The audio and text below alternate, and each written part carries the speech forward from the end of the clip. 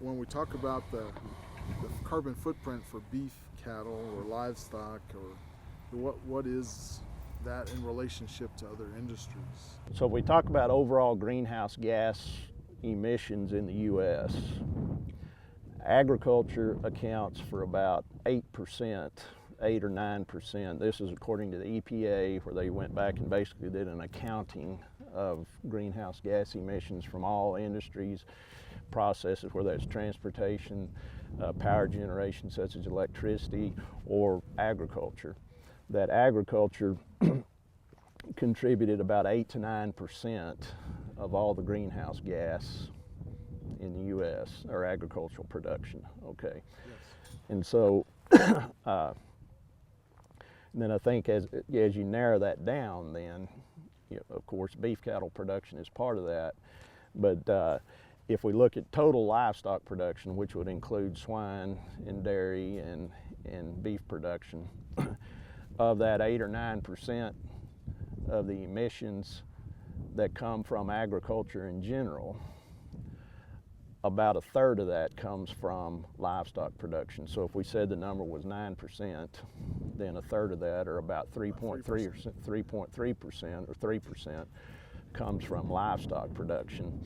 And then of course, beef production is not all of the livestock production. So how does that compare to, like, power generation?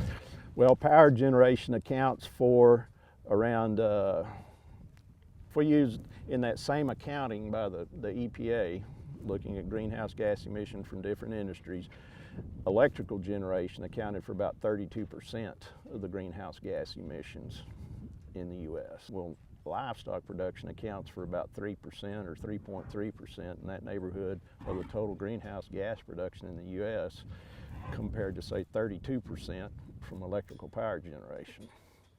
And then transportation industries, again, moving things around by rail, moving things around by trucks, moving yourself around in your car, that accounts for about another 26, 28% of the greenhouse gases come from our transportation industries.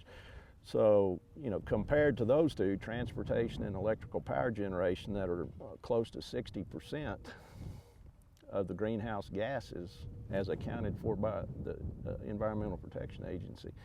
And then you go over to livestock production itself at about 3 or 3.3%. We are a very... Beef cattle's a subset of that. And beef cattle's a subset of that.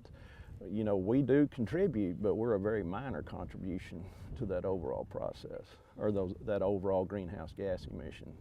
And then I always like to then bring it back to the real world, is that from that, we produce about 2 ounces of beef for every American every single day using that.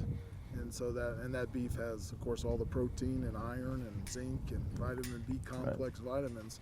And so it's the use of those resources for a contribution to our diet on a daily basis.